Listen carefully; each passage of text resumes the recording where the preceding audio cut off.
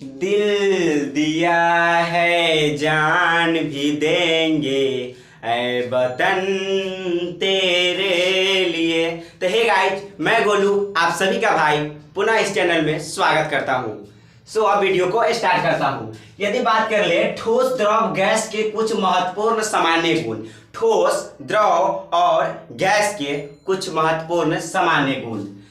सबसे पहला है घनत्व, यानी घनत्व सबसे अधिक किस में होगा तो ठोस में होगा, फिर उससे कम किस में होगा द्रव में होगा, फिर गैस में होगा। घनत्व मतलब घना पार्टिकल्स सबसे अधिक ठोस में, फिर द्रव में, फिर गैस में। अगर बात कर ले अंतराण्विक बल, कौन सी बल अंतराण्विक बल, तो अंतराण्विक बल बल न है तो सबसे अधिक बल किस में होगा ठोस में, फिर द्रव में और फिर गैस में होगा। अगर बात कर ले ससंजक बल, कौन सी बल ससंजक बल, तो ये भी बल है बैलेंस फोर्स जो दोनों तरफ बराबर लगे, मतलब इधर से बल लगाए और इधर से लगाए बल और दोनों जब बराबर हो जाए बल तो वह ससंजक बल होगा। तो सबसे अधिक बल किस में ठोस में, फिर द्रव में, फिर गैस में होगा। अगर हम बात कर ले विसरण, तो भाई विसरण होता क्या है, जब गैस मिल जाता है ना और घनत्व में अंतर रहने के कारण तो विसरण कहलाता है। यानी विसरण भी एक तरह का क्या हो गया गैस हो गया। तो गैस मतलब सबसे अधिक विसरण किस में गैस में, और फिर उससे कम किस में द्रव में, और फिर उससे कम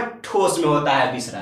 अब अंतराण्विक स्थान, तो सबसे स्थान आप ही बताइए कि घनत्व मतलब सबसे अधिक स्थान किस में होगा। स्वाभाविक सी बात है कि सबसे जो अधिक स्थान होगा गैस में होगा, मतलब स्थान सबसे अधिक किस में होगा गैस में, और फिर उसके बाद क्या होगा द्रव में, और फिर होगा ठोस में। अगर हम बात करें संपीड्यता, तो ये क्या होता है, तो संपीड्यता कहने का मतलब आप जातिएगा, क्या करिएगा जातिएगा तो वो जता जाएगा, जातिएगा तो जता। देखिए कि ये क्या है ठोस है, अगर इसको हम जात रहे हैं तो जल्दी नहीं जता पा रहा है, मतलब सबसे कम संपीड्य है। क्या है यह सबसे कम संपीड्य है, तो सबसे अधिक संपीड्य क्या होगा गैस होगा, फिर होगा द्रव और फिर होगा ठोस। अगर गतिज ऊर्जा की बात करें, गतिज ऊर्जा मतलब गति, वायु में सबसे अधिक गति होगा कि नहीं, मतलब गैस में सबसे अधिक गति, फिर द्रव में और फिर ठोस में।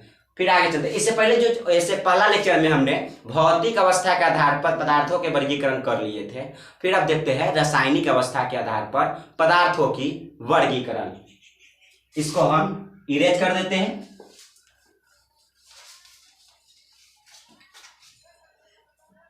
यानी रासायनिक गुण के आधार पर पदार्थों का वर्गीकरण हमने किया था फर्स्ट लेक्चर में।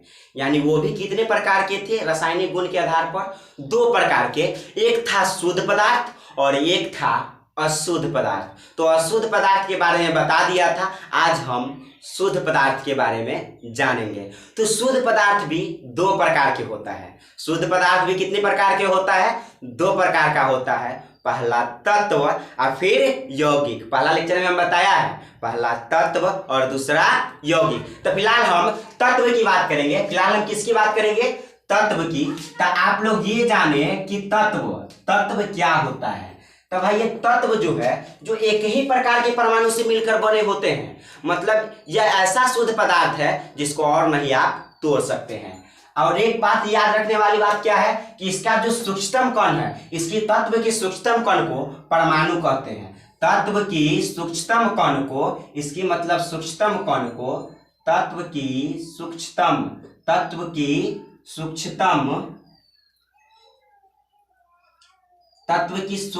कण, कौन सी कण सूक्ष्मतम कण, यानी तत्व की जो सूक्ष्मतम कण है उसको हम क्या कहते हैं तो कहते हैं परमाणु।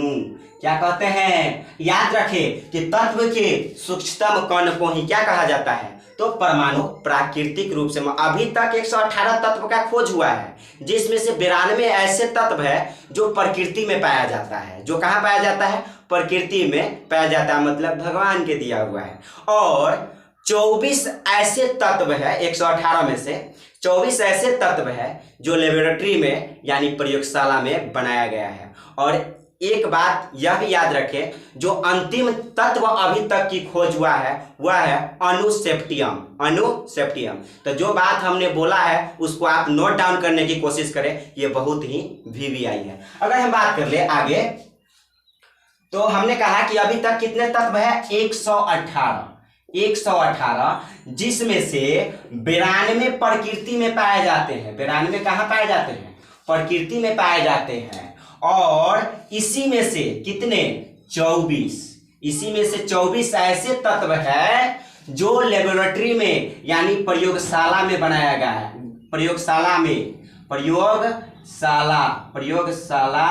बनाया गया है। मतलब 24 ऐसे तत्व है जिसे लेबोरेटरी में बनाया गया है। अगर हम बात कर ले तो तत्व को भी हम भागों में बांट दिए थे, 3 भागों में बांट दिए थे, धातु, अधातु और उपधातु। अगर धातु की बात करें तो हमने ये धातु, उपधातु और अधातु में बांटा था। तो यदि हम जान ले तत्व को कितने भागों में बांट दिए थे? तत्व को हम 3 भागों में बांट दिए थे। कितने भागों में बांट दिए थे? पहला था धातु, और फिर था अधातु।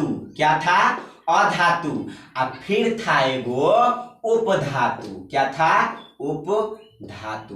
पहला धातु, अधातु, उपधातु। उपधातु पहले लेक्चर में हम लोग बता दिया है कि 7 उपधातु होते हैं। ट्रिक के माध्यम से उसको हम याद करवा दिए हैं। यदि हम बात करें इसमें ऐसे तो एक चैप्टर ही है धातु और अधातु पढ़ना, तो फिलहाल हम तत्व के बारे में पढ़ेंगे।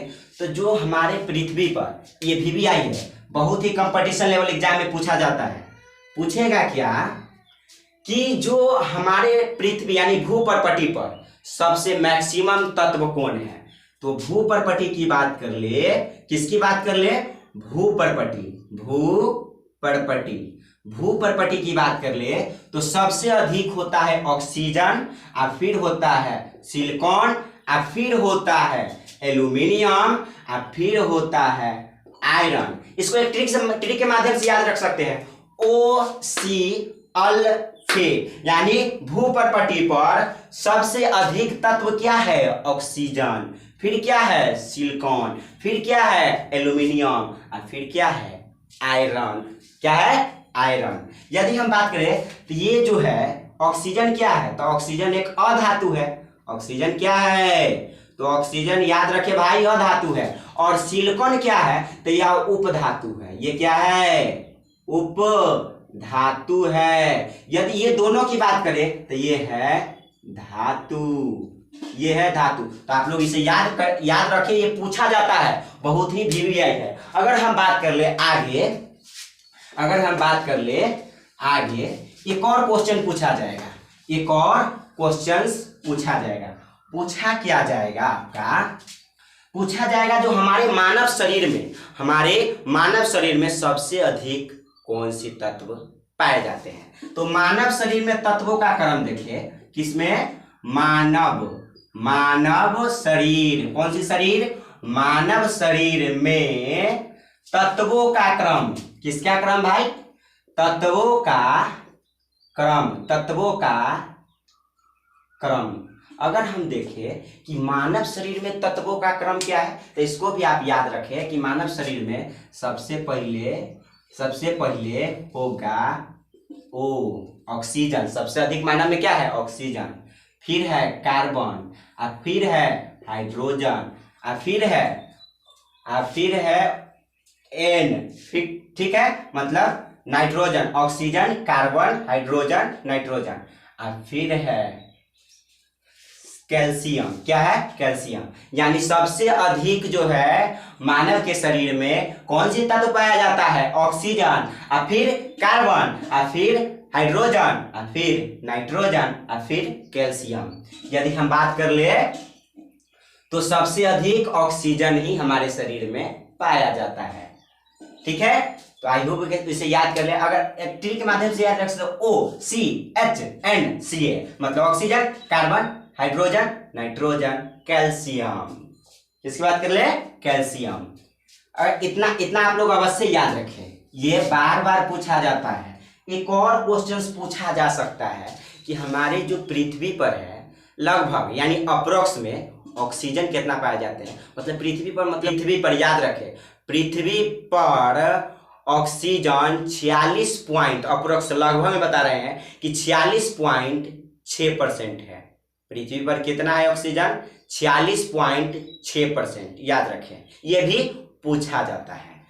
यदि हम बात कर ले आगे तो धातु पर लिए, अधातु धातु मतलब इसके बारे में थोड़ा शॉर्ट दी है, फिर आगे चैप्टर है इसके बारे में। अगर हम बात करें रासायनिक गुणधर्मों के आधार पर जो शुद्ध पदार्थ था उसको दो भागों में बांट दिए थे, तत्व और यौगिक। तो यौगिक क्या होते हैं? यौगिक, अब हम बात करेंगे यौगिक के बारे में। किसके बारे में बात करेंगे? यौगिक। ये क्या होता है? जब, इसका डिफिनेशन क्या हो जाएगा? जब दो या दो से अधिक पदार्थों को एक निश्चित अनुपात में मिला दिया जाता है तब जाकर यौगिक यानी कंपाउंड का निर्माण होता है। ठीक है, दो या दो से अधिक पदार्थों को एक निश्चित अनुपात में मिला दिया जाता है तब कंपाउंड यानी यौगिक का निर्माण होता है। जैसे मान लीजिए कि हाइड्रोजन है और ऑक्सीजन। हाइड्रोजन के दो परमाणु, हाइड्रोजन के दो परमाणु और ऑक्सीजन के एक परमाणु के मिलने से क्या चीज का निर्माण हुआ? जल का निर्माण हुआ। ये क्या है? जल है। ये क्या है? जल है। तो ये यौगिक भी हो गया कि नहीं? क्योंकि हमने क्या कहा? एक निश्चित अनुपात में। ऐसा नहीं कि आप हाइड्रोजन को 3 को मिला दीजिएगा तो जल बन जाएगा, ऐसा नहीं होगा। हाइड्रोजन के 2 ही परमाणु होना चाहिए और ऑक्सीजन के 1 परमाणु होना चाहिए, तब जाकर क्या चीज का निर्माण होगा? तब जाकर जल का निर्माण होगा। यदि बात करें, हमने कहा इससे पहले जस्ट बोले हैं कि तत्व के सूक्ष्मतम कण को परमाणु कहा था और इसकी सूक्ष्मतम कण को मतलब इसकी सूक्ष्मतम कण, मतलब आप नोट में पॉइंट दे दे के लिखते रहिए, सवाल पूछा जाता है। इसकी जो सूक्ष्मतम कण है मतलब यौगिक का सूक्ष्मतम कण वह अणु कहलाता है। क्या कहलाता है? अणु कहलाता है। याद रखे, तत्व के सूक्ष्मतम कण को परमाणु और यौगिक के सूक्ष्मतम कण को अणु कहते हैं। याद रखिए। यदि हम बात कर ले तो अणु भी 2 प्रकार के होते हैं। अणु भी कितने प्रकार के होते हैं? 2 प्रकार के। इसकी बात कर ले अणु की। अणु कितने प्रकार के होते हैं? तो अणु 2 प्रकार के होते हैं। अणु भाई ये कितने प्रकार के हो गए? 2 प्रकार के। एगो होगा सम और एगो होगा विषम, यानी सम अणु और एगो विषम अणु। विषम अणु को हम यौगिक भी कह सकते हैं। विषम अणु को क्या कहते हैं? यौगिक।